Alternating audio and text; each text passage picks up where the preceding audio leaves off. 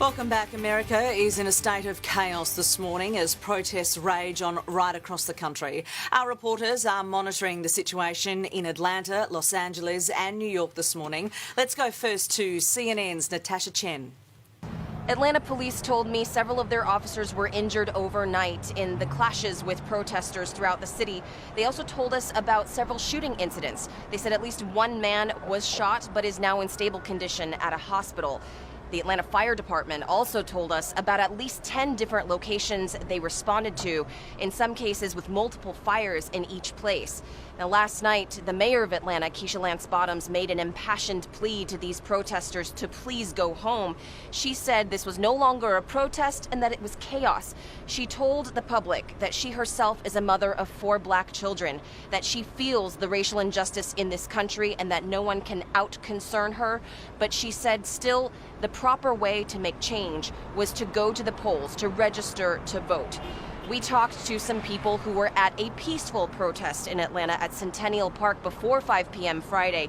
They said that they went to the peaceful protest, then went home, only to see the images of violence on television, with many businesses throughout the downtown area looted and vandalized, including the CNN World headquarters. These same people I talked to are from a church, and they decided to come back out the next day to help clean up. Multiple churches of volunteers came with trash bags and brooms to help clean up the damage that was left behind. Gee, those are big crowds, aren't they? Let's go now to 9's Alexis Day. She's on the streets of Los Angeles. Lexi, what's the situation there? You've got a few people there with you too. Yeah, we do, Dickie. We're in the Compton area of Los Angeles, and this is one of several protests unfolding across the city this morning. You can see across all their signs, we've got messages like Black Lives Matter, Stop Killer Cops, lots of different messages here, but I think what's happening here now is a lot more peaceful than what we saw last night in downtown Los Angeles. There we had riot police involved trying to hold the line. They were throwing rubber bullets, firing tear gas. It also descended into chaos with lighting fires on the streets of Los Angeles in downtown area. And there was even some looting and just trashing of the businesses down there. So things have certainly escalated here in LA, I'd say, compared to the previous 2 nights of protests. What's really concerning, I think, is the fact that even despite the fact that the officer involved in Minneapolis has now been arrested and charged, the violence is continuing, not here just here in LA, but in cities right across the country. So the question is, when does this end? What is the end game here? But as I said at the beginning, the protest here is it's a peaceful protest. They're just trying to get their message across. This evening we are expecting more protests, so hopefully things do calm down.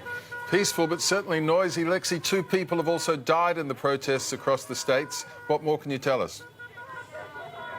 Yeah, they have. So the first victim was a police officer, Dickie. He, from what we know thus far, he was guarding a federal city building in Oakland near San Francisco when he was gunned down and killed. They are now calling this an act of domestic terrorism.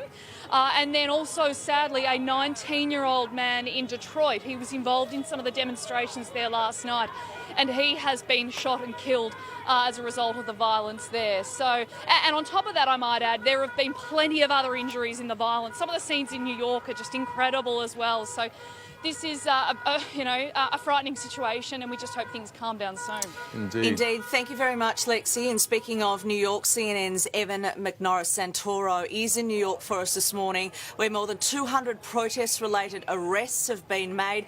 Evan, you must have been fearing it, and there's been a second night of demonstrations.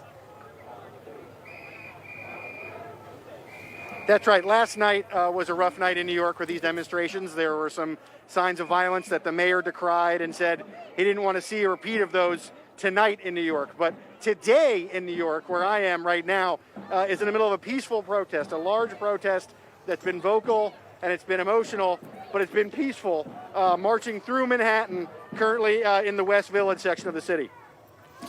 Evan, it is coming into the evening now. Are authorities worried about a third night of unrest? Yes, that's true. So what's happened in these protests is that the daytime has been fairly benign all over the place. It's at night. There's a certain group of people who, maybe seem to be interested in interacting with the police more. So nighttime hasn't come here yet, but authorities are worried here, just as they are in other cities, that tonight could be another night where there might be some violence. But again, today, the crowd today is not violent. And that is good news. Evan, you've obviously got your face mask on there. New York has been a hotspot for coronavirus. Are health authorities worried that these protests could lead to further outbreaks of COVID-19? Well, it's actually quite remarkable that we are in the middle of a pandemic. This city hasn't even gone through a release of its lockdown yet. That's not set to happen for another week. And yet, if you're out here today, it's like social distancing is not even a possibility. So people like me are wearing face masks. Most of the crowd are wearing face masks. But honestly, all the stories about staying 6 feet apart and social distancing that have really driven the hit story in New York for the past 2 months are out the window today and during these protests. Indeed. Okay. Evan, thank you to you and thank you to all of our reporters on the streets of America. Terrifying scenes, aren't they?